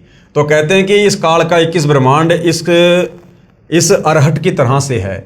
हम इस पृथ्वी लोक पर आते हैं, यहाँ पर मनुष्य जन्म प्राप्त करते हैं, जैसा भी धर्म कर्म करते हैं, भक्ति करते हैं, थोड़े बहुत हम पुण्य प्राप्त करते हैं, पाप प्राप्त करते हैं, यहाँ से अपने पाप और पुण्य का थैला भर के और ऊपर जाते हैं स्वर्ग में, महास्वर्ग में, वहाँ पर अपनी भक्ति को खर्च करके फिर वापस मनुष्य जन्म प्राप्त करके इस पृथ्वी लोक पर आ जाते हैं। कभी हम यहाँ पर लक 84 योनियों में चींटी बनते हैं, कभी हाथी बनते हैं, और कभी ब्रह्मा विष्णु महेश बनते हैं, कभी स्त्री और पुरुष बनते हैं। तो ये जन्म मरण का चक्कर, पाप पुण्य का खेल इसी प्रकार से काल के 21 ब्रह्मांड में चलता रहता है। आगे क्या बताया है? उस नागिनी के बहुत सारे अंडे होते हैं, जो अंडे फूटते हैं उनमें से बच्चे निकलते हैं। यदि कोई बच्चा कुंडली यानी सर्प की दुम का घेरा से बाहर निकल जाता है तो वह बच्चा बच जाता है, नहीं तो कुंडली में वह नागिनी छोड़ती नहीं है। जितने बच्चे उस कुंडली के अंदर होते हैं उन सबको खा जाती है। जो साधक यानी जो भगत ब्रह्म यानी काल ब्रह्म यानी ज्योति निरंजन और देवी दुर्गा तथा ब्रह्मा विष्णु शिव तथा अन्य देवताओं तक की भक्ति करते हैं, वे काल ब्रह्म रूपी नागिनी के घेरे यानी जन्म मरण के चक्कर में काल रोक में रह जाते हैं, जिनको काल ज्योति निरंजन खाता है। यानी काल की भक्ति यानी गीता जी में जो ब्रह्म भक्ति बताई है, जिसका ओम मंत्र है, चाहे तो ये ब्रह्म की भक्ति कर लो, चाहे दुर्गा की कर लो, चाहे ब्रह्मा विष्णु महेश की भक्ति कर लो, चाहे नीचे के देवी देवताओं की भक्ति कर लो, ये 21 ब्रह्मांड की भक्ति है। इस भक्ति से हम बाहर नहीं निकल सकते, जन्म मरण के चक्कर में रहेंगे और काल हर बार हमें तपशिला पर भून भून के इसी प्रकार से खाएगा। माया काली नागिनी अपने जाए खात और कुंडली में छोड़े नहीं, 100 बातों की बात। इसी प्रकार ये काल बलि का जाल है, इस काल का जाल है। निरंजन तक की भक्ति पूरे संत से नाम लेकर करेंगे तो भी इस निरंजन की कुंडली 21 ब्रह्मांड से बाहर नहीं निकल सकते। अगर आप सतगुरु रामपाल जी से केवल इस काल तक की भक्ति लेकर भक्ति करोगे, केवल ओम नाम की भक्ति करोगे, प्रथम मंत्र लोगे, तो भी आप इसके जन्म और मरण के चक्कर से बाहर नहीं निकल सकते।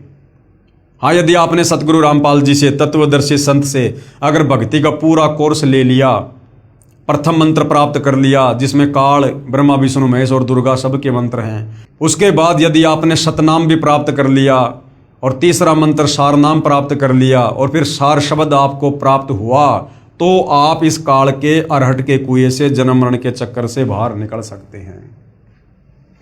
स्वयं ब्रह्मा विष्णु महेश आदि माया शेरा वाली भी निरंजन की कुंडली में है, यानी ब्रह्मा विष्णु महेश को भी ये काल बलि तपशिला पर भून भून के खाता है। ये बेचारे अवतार धार कर आते हैं और जन्म मृत्यु का चक्कर काटते रहते हैं। इसलिए विचार करें, सोहम जाप जो कि ध्रुव और प्रहलाद व सुखदेव ऋषि ने जपा, वह भी पार नहीं हुए, क्योंकि श्री विष्णु पुराण के प्रथम अंश के अध्याय 12 के श्लोक नंबर 93 में पेज नंबर 51 पर लिखा है कि ध्रुव केवल एक कल्प अर्थात 1000 चतुर्युग तक ही मुक्त है, इसलिए काल लोक में ही रहे तथा ओम नमः भागवते वासुदेवाय मंत्र का जाप करने वाले भगत भी श्री कृष्ण तक की भक्ति कर रहे हैं, वे भी 84 लाख योनियों के चक्कर काटने से नहीं बच सकते। यह परम पूज्य कबीर साहिब जी व आदरणीय गरीबदास साहिब जी महाराज की वाणी प्रत्यक्ष प्रमाण देती है। कहने का मतलब भाई और बहनों, आदरणीय गरीबदास जी महाराज जी ने भी बिल्कुल क्लियर कर दिया है कि भैया जब तक आपको तत्वदर्शी संत नहीं मिलता है और तत्वदर्शी संत की भूमिका निभाने के लिए कबीर परमात्मा सत्य पुरुष सतलोक से चलकर खुद ही आते हैं, और जब आप तत्वदर्शी संत की शरण में आ जाओगे, उनके बताए अनुसार उनसे उपदेश प्राप्त करके मर्यादा में रहकर आजीवन भक्ति करोगे, तब कहीं जाकर आप इस काल के 21 ब्रह्मांड से, इस जेल से निकलकर अमर धाम सचखंड सतलोक में जा सकते हो। और जब तक आप सतलोक में नहीं जाओगे, क्योंकि बाकी जितने भी संत महात्मा आचार्य शंकराचार्य किसी भी धर्म के मुल्ला मौलवी पादरी हैं, वो सब के सब शास्त्र विरुद्ध साधना ही करते हैं, काल के जाल में बने रहने वाली साधना ही करते हैं। उनकी भक्ति साधना में आप चाहे कितना जप कर लो, कितने मंत्र जाप कर लो, कितना दान धर्म कर लो, कितने ही भंडारे कर लो, कितना ही कुछ कर लो, आप काल के जाल में ही रहोगे। अनंत कोटि अवतार हैं माया के गोविंद, करता हो अवतरे बहुर पड़े जग फंद। अनंत कोटि अवतार हैं, यानी ब्रह्मा विष्णु महेश के करोड़ों अवतार हो चुके हैं। ये सब माया के गोविंद हैं, यानी माया के अधीन है, इस दुर्गा और काल के अधीन है। और करता हो अवतरे रामकृष्ण रूप में, ये यहाँ पर जो है ये करतार बन के आते हैं, भगवान बन के, और अंत में इनकी दुर्गति होती है, बहुर पड़े जमफंद, वापस फिर ये काल के जाल में फंसे रहते हैं। जिस प्रकार त्रेता युग में श्री रामचंद्र जी की अंत में कैसे मृत्यु हुई, वो इतने दुखी हो गए, इतने दुखी हो गए, उनकी पत्नी धरती में समा गई, उनके बच्चे उनके विरोधी हो गए, और अंत में श्री रामचंद्र जी ने सरयू नदी में आत्महत्या करनी पड़ी, जिसको हम समाधि कहते हैं कि जिंदा समाधि ले ली, जल समाधि ले ली। उन्होंने अंत में आत्महत्या करनी पड़ी दुखी होकर। तो ये काल बलि इस प्रकार से इन अवतारों की दुर्गति करता है। द्वापर युग में श्री कृष्ण जी आए, आजीवन लड़ाई झगड़ों में रहे, उनकी आंखों के सामने महाभारत हो गया, उनके रिश्तेदार मर गए, करोड़ों लोग मरे, 56 करोड़ यादव दुर्वासा के श्राप के कारण मर गए, और उसी श्राप के चलते अंत में श्री कृष्ण जी का भी अंत हुआ। बालिया नाम की शिकारी ने उनके पैर में जहरीला तीर मारा, तड़प तड़प कर उनकी मृत्यु हुई। तो ये काल अपने पुत्रों को और अवतारों को भी नहीं बख्शता है। सत्य पुरुष कबीर साहिब जी की भक्ति से ही जीव मुक्त हो सकता है। यानी ये जीव काल के 21 ब्रह्मांड से कैसे मुक्त होगा? सत्य पुरुष कबीर साहिब जी की भक्ति से। सत्य पुरुष कबीर साहिब जी की भक्ति से। और सत्य पुरुष कबीर साहिब जी की भक्ति कौन बताता है? तत्वदर्शी संत। और वर्तमान में वह तत्वदर्शी संत कौन है? सतगुरु रामपाल जी। तो सतगुरु रामपाल जी से उपदेश लेकर भक्ति करने से ही काल से जीव की मुक्ति हो सकती है। 21 ब्रह्मांड से जीव बाहर निकल सकता है। दूसरा कोई विकल्प, कोई तरीका नहीं है।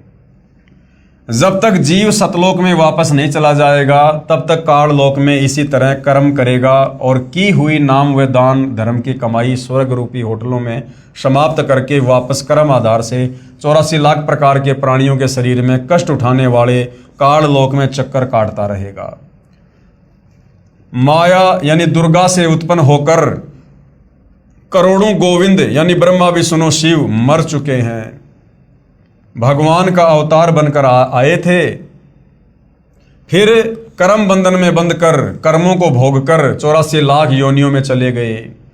जैसे भगवान विष्णु जी को नारद का श्राप लगा, वे श्री रामचंद्र रूप में अयोध्या में आए, फिर श्री राम रूप में बाली का वध किया था। उस कर्म का दंड भोगने के लिए श्री कृष्ण जी का जन्म हुआ।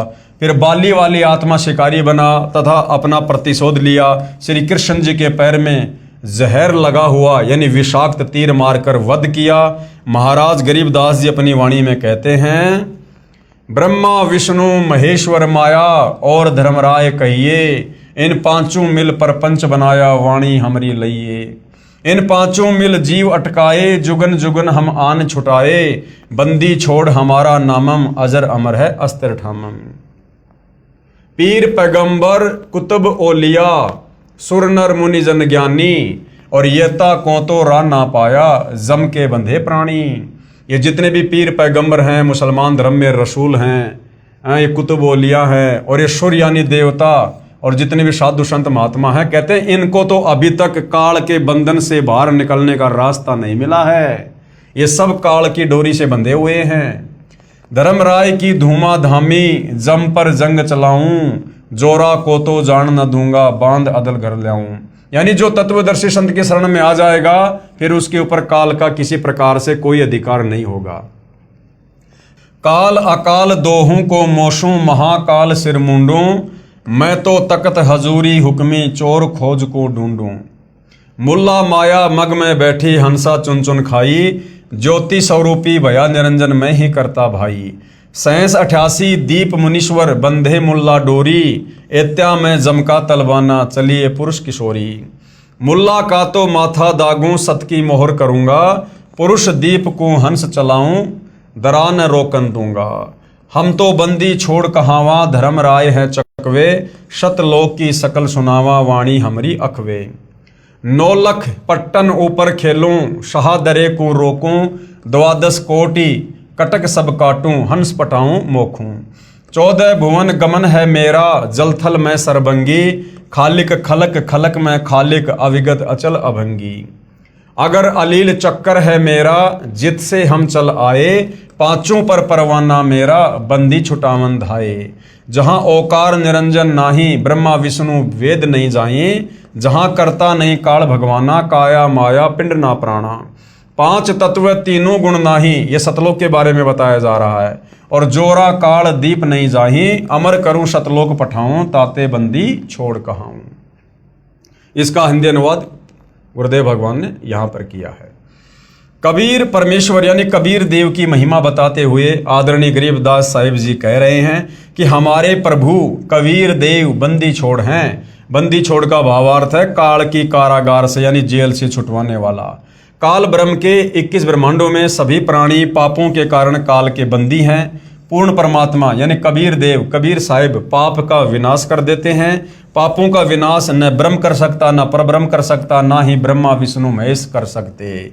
केवल जैसा कर्म है उसका वैसा ही फल देते हैं। इसलिए यजुर्वेद अध्याय 5 के मंत्र 32 में लिखा है कबीर अंगारी असी, यानी कबीर परमात्मा ही पापों का नाश करता है। कबीर यानी कबीर देव कबीर परमेश्वर। अग अरी यानी पापों का शत्रु है। बम्भारी असी, बम्भारी यानी बंधनों का, अरी यानी शत्रु अर्थात बंधनों का शत्रु यानी बंदी छोड़ है। इन पांचों यानी ब्रह्मा विष्णु शिव और माया और धर्मराय से ऊपर सत्य पुरुष परमात्मा कबीर देव हैं जो सतलोक का मालिक है। से सर्व परब्रह्म ब्रह्म तथा ब्रह्मा विष्णु महेश व आदि माया नाशवान परमात्मा है। केवल कबीर परमात्मा जो सतलोक का मालिक है वही अविनाशी है। वो कभी काल में नहीं आता, कभी भी उनकी मृत्यु नहीं होती है, उनका जन्म नहीं होता है, वे स्वयंभू हैं। बाकी चाहे ब्रह्म यानी काल हो, चाहे परब्रह्म अक्षर पुरुष हो, चाहे ये ब्रह्मा विष्णु महेश हो, चाहे दुर्गा हो, इन सब का जन्म और मरण जो है लगातार जारी है। ये सब नाशवान है। महाप्रलय में ये सब तथा इनके लोक समाप्त हो जाएंगे। आम जीव से कई हजार गुना ज्यादा लंबी इनकी उम्र है, परंतु जो समय निर्धारित है वह एक दिन पूरा अवश्य होगा। इसी विषय में आदरणीय गरीबदास जी महाराज ने कहा है शिव ब्रह्मा का राज इंद्र गिनती कहाँ, चार मुक्ति बैकुंठ समझ एता लहा। शंख जुगन की जूनी उम्र बढ़धारिया, जा जननी कुर्बान सुकागज पारिया। येती उम्र बुलंद मरेगा अंतरे, सत्य सतगुरु लगे न कान न भेटे संतरे। क्या अनुवाद किया गुरुदेव ने? चाहे शंख युग की लंबी उम्र भी क्यों ना हो, वह एक दिन समाप्त जरूर होगी। यदि सत्य पुरुष परमात्मा यानी कबीर देव कबीर साहिब के नुमाइंदे पूर्ण संत गुरु जो 3 नाम का मंत्र जिसमें एक ओम, दूसरा तत्, तीसरा सत्य जो सांकेतिक है जो नाम देता है तथा उसे पूर्ण संत द्वारा नामदान करने का आदेश है, उसे उपदेश लेकर नाम की कमाई करेंगे तो हम सतलोक के अधिकारी हंस हो सकते हैं। अब भाई और बहनों, कबीर परमेश्वर अपना कोई भी नुमाइंदा यहाँ नहीं भेजता है। कबीर परमेश्वर अपने आप को छुपाते हुए अपने आप को ही कबीर जी का दास बताकर, नुमाइंदा बताकर आप और हमें यहाँ पर तत्व ज्ञान समझाते हैं, सतगुरु की भूमिका करते हैं। सत्य साधना बिना बहुत लंबी उम्र कोई काम नहीं आएगी, क्योंकि निरंजन लोक में दुख ही दुख है। यानी काल के लोक में चाहे लाखों साल की उम्र प्राप्त कर लो, यहाँ पर दुखों के सिवा कुछ भी नहीं है। कबीर जीवन तो थोड़ा ही भला, जय सत सुमरण होए, लाख बरस का जीवना लेखे धरे न कोई। यदि सत्य साधना की जाए तो कम उम्र ही अच्छी है। यदि सत्य साधना सत्य पुरुष की नहीं है तथा काल ब्रह्म की व देवताओं व देवियों की पूजा करके व प्राणायाम आदि करके लंबी आयु जीने वालों का कोई लेखा यानी मोक्ष मार्ग में नहीं किया जाएगा। इतनी लंबी आयु जितनी शंकर जी की है मिल जाए तो भी एक दिन मृत्यु अवश्य होगी, और करोड़ों बार हो चुकी है, अरबों बार हो चुकी है। ब्रह्मा विष्णु महेश की जो इतनी लंबी उम्र है ये भी अरबों करोड़ों खरबों बार मर चुके हैं। आम जीव की तो गिनती नहीं है। भक्ति गलत है, इसलिए जन्म तथा मृत्यु का चक्कर बना रहेगा। ऐसी उम्र का क्या औचित्य। कबीर साहिब अपनी यानी पूर्ण ब्रह्म की जानकारी स्वयं ही बताते हैं कि इन परमात्माओं से ऊपर यानी ब्रह्मा विष्णु महेश से ऊपर, दुर्गा से ऊपर, ब्रह्म से ऊपर, परब्रह्म से ऊपर असंख्य भुजा का परमात्मा सत्य पुरुष है जो सतलोक सचखंड सतधाम में रहता है, तथा उसके अंतर्गत सर्वलोक यानी इस ब्रह्म काल के 21 ब्रह्मांड व ब्रह्मा विष्णु शिव आदि के लोक तथा परब्रह्म यानी अक्षर पुरुष के 7 संग ब्रह्मांड व अन्य सभी ब्रह्मांड आते हैं, और वहां पर शतनाम शारनाम के जाप द्वारा जाया जाएगा जो पूरे गुरु से प्राप्त होता है। और पूरा गुरु वर्तमान में धरती पर केवल सतगुरु रामपाल जी है। सचखंड यानी सतलोक में जो आत्मा चली जाती है उसका पुनर्जन्म नहीं होता, यानी वो आत्मा फिर वापस काल के लोक में नहीं आती है, और ना सतलोक में कभी वो मृत्यु में आती है। केवल एक बार जन्म होता है, उसके बाद फिर मृत्यु कभी नहीं होती है। सत्य पुरुष यानी पूर्ण ब्रह्म कबीर साहिब कबीर देव ही अन्य लोकों में स्वयं ही भिन्न भिन्न नामों से विराजमान है।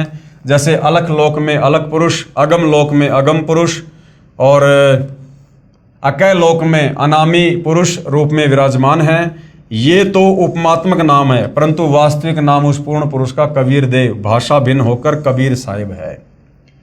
अब भाइयों और बहनों, सिख धर्म के प्रवर्तक आदरणीय नानक जी की वाणी में भी सृष्टि रचना का संकेत है, प्रमाण है। आदरणीय नानक जी की वाणी में सृष्टि रचना का प्रमाण है। हम यहाँ पर नानक जी के नाम के आगे साहिब शब्द का यूज नहीं कर सकते, क्योंकि वर्तमान में भाइयों और बहनों कलयुग की बिचली पीढ़ी है, मोक्ष का प्राइम टाइम है। हालांकि नानक जी की भूमिका कबीर परमात्मा ने की थी, लेकिन हम वर्तमान में चूंकि कलयुग की बिचली पीढ़ी में हमने सतगुरु रामपाल जी को सतगुरु धारण कर लिया है, और हमारे लिए हमारे सतगुरु से बढ़कर फिर और कोई साहिब नहीं है। यदि हमने किसी और में साहिब देखा, किसी और को साहिब माना, तो फिर हम पतिव्रता पद से नीचे गिर जाते हैं। आदरणीय नानक जी की वाणी में सृष्टि रचना का संकेत है। श्री नानक जी की अमृतवाणी महला 1 राग बिलावलू अंश 1 गुरु ग्रंथ साहिब पेज नंबर 839। आपे सचू किया कर जोड़ी, अंडज फोड़ी जोड़ी बिछोड़, धरती आकाश किए बैसन कहूँ थाऊं, राती दिन तू किए भऊ भाऊ। ये पंजाबी है जो हिंदी में लिखी हुई है। जिन किए करी वेखण हारा, तृतीया यानी तीनों, ब्रह्मा विष्णु महेशा, देवी देव उपाय वैशा, पौन पानी अग्नि विसराऊं, ताहि निरंजन साचो नाऊं, तिसु मही मनवा रहिया लिव लाई, पर्णवती नानकू काड़ू न खाई। उपरोक्त अमृतवाणी का भावार्थ है कि सच्चे परमात्मा सत्य पुरुष ने स्वयं ही अपने हाथों से सर्व सृष्टि की रचना की, यानी अपने वचन से, अपने शब्द से। उसी ने अंडा बनाया, फिर फोड़ा तथा उसमें से ज्योति निरंजन निकला। यानी सिख धर्म के प्रवर्तक नानक जी की वाणी में भी, गुरु ग्रंथ साहिब में भी सृष्टि रचना का प्रमाण है कि ज्योति निरंजन यानी काल की उत्पत्ति सतलोक में कैसे हुई। कबीर परमात्मा ने वो अंडा बनाया, उसमें आत्मा प्रवेश करी, अक्षर पुरुष को जगाने के लिए जल में अंडा छोड़ा, अंडा 2 भाग हुआ, उसमें से जो आत्मा निकली, नानक जी कह रहे हैं वो कौन था? वो ज्योति निरंजन था, वो काल था। उसी पूर्ण परमात्मा ने सर्व प्राणियों के रहने के लिए धरती, आकाश, पवन, पानी आदि 5 तत्व रचे। अपने द्वारा रची सृष्टि का स्वयं ही साक्षी है, दूसरा कोई सही जानकारी नहीं दे सकता। यानी कबीर परमात्मा अपने द्वारा रची गई सृष्टि का खुद ही साक्षी है, क्योंकि सर्वप्रथम परमात्मा अकेले ही थे और वे स्वयं ही यहाँ इस पृथ्वी लोक पर आकर सृष्टि रचना की यथार्थ जानकारी देते हैं। तो तत्वदर्शी संत के रूप में खुद कबीर परमात्मा ही धरती पर आते हैं। फिर अंडे के फूटने से निकले निरंजन के बाद तीनों श्री ब्रह्मा जी, श्री विष्णु जी तथा श्री शिव जी की उत्पत्ति हुई, तथा अन्य देवी देवता उत्पन्न हुए, तथा अनगणित जीवों की उत्पत्ति हुई।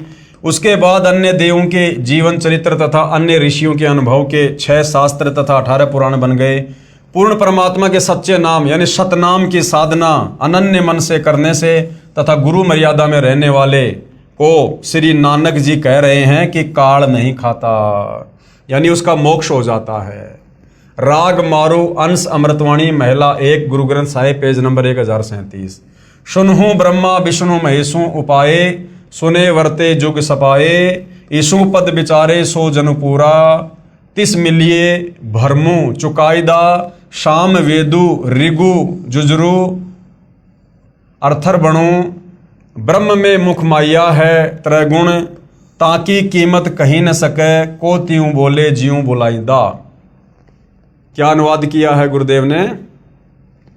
उपरोक्त अमृतवाणी का सारांश है कि जो संत पूर्ण सृष्टि रचना सुना देगा तथा बताएगा कि अंडे के 2 भाग होकर कौन निकला, जिसने फिर ब्रह्मलोक की सुन में अर्थात गुप्त स्थान पर ब्रह्मा विष्णु शिव जी की उत्पत्ति की, तथा वह परमात्मा कौन है जिसने ब्रह्म यानी काल के मुख से 4 वेदों पवित्र ऋग्वेद, यजुर्वेद, सामवेद, अर्थर्वेद को उच्चारण करवाया, वह पूर्ण परमात्मा जैसा चाहे वैसा ही प्रत्येक प्राणी से बुलवाता है। इस सर्व ज्ञान को पूर्ण बताने वाला संत मिल जाए तो उसके पास जाइए, तथा जो सभी शंकाओं का पूर्ण निवारण करता है वही पूर्ण संत अर्थात तत्वदर्शी है, जो वर्तमान में सतगुरु रामपाल जी हैं। आप अपनी किसी भी प्रकार की शंका का, जो भी आपको आध्यात्मिक शंका है, आप निसंकोच अपनी शंका का समाधान उनके सत्संग सुनकर, उनके द्वारा लिखी गई पुस्तकें पढ़ के कर सकते हैं। श्री गुरु ग्रंथ साहिब पेज नंबर 929 अमृतवाणी श्री नानक जी की, राग रामकली महला 1, दक्षिणी ओंकार। ओंकारी ब्रह्म उत्पत्ति, ओंकारू किया जिनिचित, ओंकारी शैल जुग भय, ओंकारी वेद निर्मय, ओंकारी शब्दी उदरे, ओंकारी गुरु मुखितरे, ओनम अक्षर सुनहु विचारू, ओनम अखरू त्रिभुवन सारू। क्या अनुवाद किया है गुरुदेव ने। उपरोक्त अमृतवाणी में श्री नानक जी कह रहे हैं कि ओंकार अर्थात ज्योति निरंजन काल से ब्रह्मा जी की उत्पत्ति हुई। कई युगों मस्ती मारकर ओंकार यानी ब्रह्म ने वेदों की उत्पत्ति की, जो ब्रह्मा जी को प्राप्त हुए। 3 लोक की भक्ति का केवल एक ओम मंत्र ही वास्तव में जाप करने का है। इस ओम शब्द को पूरे संत से उपदेश लेकर अर्थात गुरु धारण करके जाप करने से उद्धार होता है। विशेष श्री नानक जी ने तीनों मंत्रों ओम प्लस तत् सत का स्थान स्थान पर रहस्यात्मक विवरण दिया है। उसको केवल पूर्ण संत तत्वदर्शी संत ही समझ सकता है। यानी सतगुरु रामपाल जी ने ही गुरु ग्रंथ साहिब को देखकर पढ़कर और सिख भाइयों को समझाया है, अन्य भगत समाज को समझाया है कि आदरणीय नानक जी के द्वारा जो वाणियाँ बोली गई हैं, जो आगे चलकर गुरु ग्रंथ साहिब के रूप में लिपिबद्ध की गई हैं, उनमें सृष्टि रचना का ज्यों का त्यों प्रमाण है।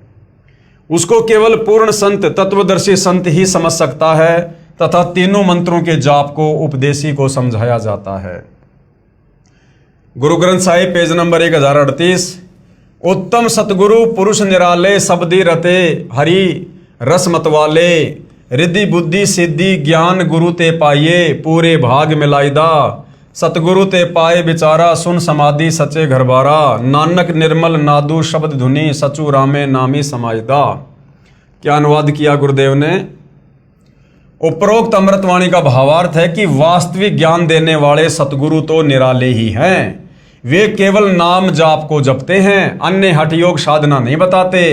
यदि आपको धन दौलत पद बुद्धि या भक्ति शक्ति भी चाहिए तो वह भक्ति मार्ग का ज्ञान पूर्ण संत ही पूरा प्रदान करेगा। ऐसा पूर्ण संत बड़े भाग से ही मिलता है। वही पूर्ण संत विवरण बताएगा कि ऊपर शून्य यानी आकाश में अपना वास्तविक घर सतलोक परमेश्वर ने रच रखा है। उसमें एक वास्तविक सार नाम की धुन आवाज हो रही है। उस आनंद में अविनाशी परमेश्वर के सार शब्द से समाया जाता है, अर्थात उस वास्तविक सुखदायी स्थान में वास हो सकता है, अन्य नामों तथा अधूरे गुरुओं से नहीं हो सकता। आंशिक अमृतवाणी महला पहला श्री गुरु ग्रंथ साहिब पेज नंबर 359 और 360। शिव नगरी में आसनी बैसों कल्प त्यागी वादम, सिंडी शब्द सदा धुनि सोहे, अहि निशि पूरे नादम, हरि कीर्ति रह राशि हमारी, गुरु मुखपंथ अतीतम, सगली ज्योति हमारी समिया, नानक वर्ण अनेकम, कह नानक सुन भरतरी जोगी, पार ब्रह्म लिव एकम। उपरोक्त अमृतवाणी का भावार्थ है कि श्री नानक जी कह रहे हैं कि हे भरतरी योगी जी, आपकी साधना भगवान शिव तक है, उससे आपको शिव नगरी में स्थान मिला है, और शरीर में जो सिंगी शब्द आदि हो रहा है वह इन्हीं कमलों का है, तथा टेलीविजन की तरह प्रत्येक देव के लोक से शरीर में सुनाई दे रहा है। हम तो एक परमात्मा पार ब्रह्म अर्थात सर्व से पार जो पूर्ण परमात्मा है, अन्य किसी और एक परमात्मा में लो यानी अनन्य मन से लगन लगाते हैं। हम ऊपरी दिखावा भस्म लगाना हाथ में डंडा रखना नहीं करते। मैं तो सभी प्राणियों को एक पूर्ण परमात्मा सत्य पुरुष की संतान समझता हूँ। सब उसी शक्ति से चलायमान है। हमारी मुद्रा तो सच्चा नाम जाप गुरु से प्राप्त करके करना है, तथा क्षमा करना हमारा बाणा यानी वेशभूषा है। मैं तो पूर्ण परमात्मा का उपासक हूँ, तथा पूर्ण सतगुरु का भक्ति मार्ग इससे भिन्न है। अमृतवाणी राग आशा महला 1 श्री गुरु ग्रंथ साहिब पेज नंबर 420। आशा महला जिन नामू विसारिया दूजे भरमी बुलाई, मूलो छोड़ी डाली लगे, किया पावही छाई, साहिबू मेरा एक है अवरू नहीं भाई, कृपया ते सुख पाइया साचे परथाई, गुरु की सेवा सो करे जिसु आप ही कराए, नानक सिरु दे छूटिए दरगह पति पाए।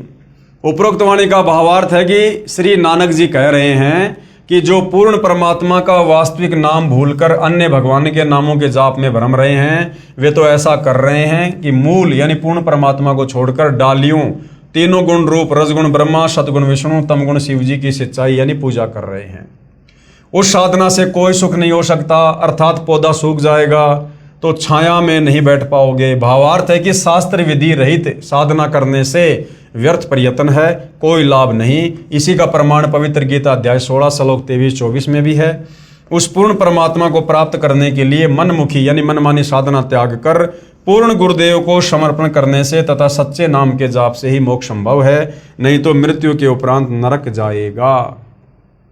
यानी जितने भी धर्मशास्त्र हैं, जितने भी महापुरुष हैं, सब केवल एक ही भाषा बोल रहे हैं कि भैया इस काल ज्योति निरंजन की भक्ति तक आप चाहे कितना ही जोर लगा लो, कितना ही कुछ कर लो, काल ब्रह्म से नीचे दुर्गा है, फिर ब्रह्मा विष्णु महेश है, फिर देवी देवता हैं, फिर नीचे ये धर्मगुरु ने पाखंड पूजा शुरू करी रखी है। आप चाहे 21 ब्रह्मांड के अंतर्गत, काल के अंतर्गत कितनी साधना कर लो, आपका मोक्ष नहीं हो सकता, आप जन्म मरण से छुटकारा प्राप्त नहीं कर सकते। उसके लिए भैया कबीर परमात्मा समय समय पर खुद ही धरती पर तत्वदर्शी संत बनकर आते हैं, सच्चे सतगुरु बनकर आते हैं। उनसे उपदेश लेकर आजीवन मर्यादा में रहकर भक्ति करने से ही आप सतलोक जा सकते हो। श्री गुरु ग्रंथ साहिब पेज नंबर 843 844 बिलावलू महला। मैं मन चाहूँ घना साची बिगासी राम, मोही प्रेम प्रिय प्रभु अविनाशी राम। अविगतो हरि नाथु नाथ है, तिसे भावे सोथिए, कृपालु सदा दयालु, दाता जिया अंदर तू जिए, मैं आधारूं तेरा तू खसमू मेरा, मैं ताणू तकिया तेरो। साची सूचा सदा नानक गुरुस बदी झगरू निबेरो। उपरोक्त अमृतवाणी में श्री नानक साहिब जी कह रहे हैं कि अविनाशी पूर्ण परमात्मा नाथों का भी नाथ है, यानी भगवानों का भी भगवान है। कौन? कबीर भगवान, अर्थात देवताओं का भी देव है। सर्व प्रभुओं श्री ब्रह्मा जी, श्री विष्णु जी, श्री शिव जी तथा ब्रह्म व परब्रह्म पर भी नाथ है, यानी परमात्मा है, अर्थात स्वामी है। मैं तो सच्चे नाम को हृदय में समा चुका हूँ। हे परमात्मा, सभी प्राणियों का जीवन आधार भी आप ही हो, मैं आपके आश्रित हूँ, आप मेरे मालिक हो। आपने ही गुरु रूप में आकर सत भक्ति का निर्णायक ज्ञान देकर सर्व झगड़ा निपटा दिया, अर्थात सर्व शंका का समाधान कर दिया। श्री गुरु ग्रंथ साहिब पेज नंबर 721 राग तिलंग महला। एक अरज गुप्तम पेश तो दर कौन करतार, हक्का कबीर करीम तू बे परवरदिगार। कबीर परमेश्वर का नाम तक लिखा हुआ है गुरु ग्रंथ साहिब में। नानक बुगोयद जंतूरा तेरे चाकरा पखाक। उपरोक्त अमृतवाणी में स्पष्ट कर दिया है कि हे हक्का कबीर यानी सत्य कबीर, आप सत्य कबीर, और कौन करतार यानी शब्द शक्ति से रचना करने वाले शब्द स्वरूपी प्रभु, अर्थात सर्व सृष्टि के रचनहार हो। आप ही बेऐब यानी निर्विकार परवरदिगार, सर्व के पालन करता दयालु प्रभु हो। मैं आपके दासों का भी दास हूँ। कौन कह रहे हैं? नानक जी। किसको कह रहे हैं? अपने गुरु कबीर जी को, जो उनको बेई नदी पर आकर मिले थे, सचखंड दिखाया था। आगे श्री गुरु ग्रंथ साहिब पेज नंबर 24 राग श्री महला। तेरा एक नाम तारे संसार, मैं एह आस एहो आधार, नानक नीच कह विचार, धानक रूप रहा करतार। उपरोक्त अमृतवाणी में प्रमाण किया है कि जो काशी में धानक यानी जुलाहा है, यही करतार है, कुल का सिरजनहार है। अति आधीन होकर श्री नानक साहिब जी कह रहे हैं कि मैं सत्य कह रहा हूं कि यह धानक अर्थात कबीर जुलाहा ही पूर्ण ब्रह्म सत्य पुरुष है। विशेष उपरोक्त परमाणु के सांकेतिक ज्ञान से प्रमाणित हुआ। सृष्टि रचना कैसे हुई? पूर्ण परमात्मा की प्राप्ति करनी चाहिए, जो पूर्ण संत से नाम लेकर ही संभव है। उसके बाद भाइयों और बहनों, अन्य संतों द्वारा सृष्टि रचना की दंत कथा, यानी तत्वदर्शी संत के अलावा सृष्टि रचना के विषय में सही सही जानकारी अन्य कोई भी धर्मगुरु नहीं दे सकता, चाहे उसकी कितनी महिमा हो, चाहे कितने करोड़ों में उसके फॉलोवर हों। तो बाकी जो ये निरंकारी पंथ है, धन धन सतगुरु पंथ है, इन पंथों के गुरुओं ने भी सृष्टि रचना के विषय में बताया है, परंतु आधी अधूरी जानकारी है, दंत कथा। अन्य संतों द्वारा जो सृष्टि रचना का ज्ञान बताया है वह कैसा है? सृष्टि रचना के विषय में राधा स्वामी पंथ के संतों के व धन धन सतगुरु पंथ के संत के विचार। पवित्र पुस्तक जीवन चरित्र परम संत बाबा जयमल सिंह जी महाराज, पेज नंबर 102-103 से सृष्टि की रचना, सावन कृपाल पब्लिकेशन, दिल्ली। पहले सतगुरु यानी पहले सतपुरुष निराकार था, फिर आकार में आया तो ऊपर के 3 निर्मल मंडल सतलोक, अलखलोक, अगमलोक बन गया तथा प्रकाश तथा मंडलों का नाद बन गया। आदि अधूरी सी जानकारी है, गोल मटोल बात। पवित्र पुस्तक सार वचन, प्रकाशक हैं राधा स्वामी सत्संग सभा, दयाल बाग, आगरा। सृष्टि की रचना, पेज नंबर 8। प्रथम धुंधुकार था, उसमें पुरुष शून्य समाधि में थे जब कुछ रचना नहीं हुई थी। फिर जब मौज हुई तब शब्द प्रकट हुआ और उससे सब रचना हुई। पहले सतलोक और फिर सत्य पुरुष की कला से 3 लोक और सब विस्तार हुआ। यह ज्ञान तो ऐसा है जैसे एक समय कोई बच्चा नौकरी लगने के लिए साक्षात्कार यानी इंटरव्यू के लिए गया। गुरुदेव कह रहे हैं कि इन अन्य संतों के द्वारा जो जोड़ तोड़ करके आदि अधूरी सृष्टि रचना बताई गई है अपने भक्तों को, ये सृष्टि रचना तो ऐसे है, इसको समझने के लिए परमात्मा एक छोटा सा चुटकुला सुना रहे हैं। ये ज्ञान तो ऐसा है जैसे एक समय कोई बच्चा नौकरी लगने के लिए साक्षात्कार यानी इंटरव्यू के लिए गया। अधिकारी ने पूछा कि आपने महाभारत पढ़ा है? लड़के ने उत्तर दिया कि उंगलियों पर रट रखा है। अधिकारी ने प्रश्न किया कि 5 पांडवों के नाम बताओ। लड़के ने उत्तर दिया, एक भीम था, एक उसका बड़ा भाई था, एक उससे छोटा था, एक और था तथा एक का नाम मैं भूल गया। उपरोक्त सृष्टि रचना का ज्ञान तो ऐसा जानो। सत्य पुरुष व सतलोक की महिमा बताने वाले वे 5 नाम ओंकार, ज्योति निरंजन, ररंकार, सोहम, सतनाम देने वाले व 3 नाम अकाल मूर्ति, सत्य पुरुष, शब्द स्वरूपी राम देने वाले संतों द्वारा रची पुस्तकों से कुछ निष्कर्ष। यानी राधा स्वामी और धन धन सतगुरु पंथ में इस प्रकार के नाम दिए जाते हैं। तो इनके गुरुओं के द्वारा सृष्टि रचना के विषय में क्या बताया गया है? संत मत प्रकाश भाग 3 पेज नंबर 76 पर लिखा है कि सचखंड या सतनाम चौथा लोक है। सतनाम जो कि जपने का मंत्र है, उसको लोक बता रहे हैं, उसको जगह बता रहे हैं। यहां पर सतनाम को स्थान कहा है। फिर इस पवित्र पुस्तक के पेज नंबर 79 पर लिखा है कि एक राम दशरथ का बेटा, दूसरा राम मन, तीसरा राम ब्रह्म, चौथा राम सतनाम। यहां पर राम बता दिया सतनाम को। कभी तो सतनाम को जगह बता रहे हैं, कभी सतनाम को राम बता रहे हैं। ये असली राम है। फिर पवित्र पुस्तक संत मत प्रकाश पहला भाग पेज नंबर 17 पर लिखा है कि वह सतलोक है, उसी को सतनाम कहा है। पवित्र पुस्तक सारवचन नसर यानी वार्तिक पेज नंबर 3 पर लिखा है कि अब समझना चाहिए कि राधा स्वामी पंथ सबसे ऊंचा मुकाम है यानी जगह है कि जिसको संतों ने सतलोक और सचखंड और सार शब्द और सत शब्द और सतनाम और सत्य पुरुष करके बयान किया है। यानी सतनाम जाप करने का मंत्र है या कोई जगह है या परमात्मा का नाम है, ये भी इन संतों को नहीं पता है। पवित्र पुस्तक सारवचन नसर आगरा से प्रकाशित पेज नंबर 4 पर भी उपरोक्त ज्यों का त्यों वर्णन है। पवित्र पुस्तक सचखंड की सड़क पेज नंबर 226 संतों का देश सचखंड या सतलोक है, उसी को सतनाम सतशब्द सार शब्द कहा जाता है। विशेष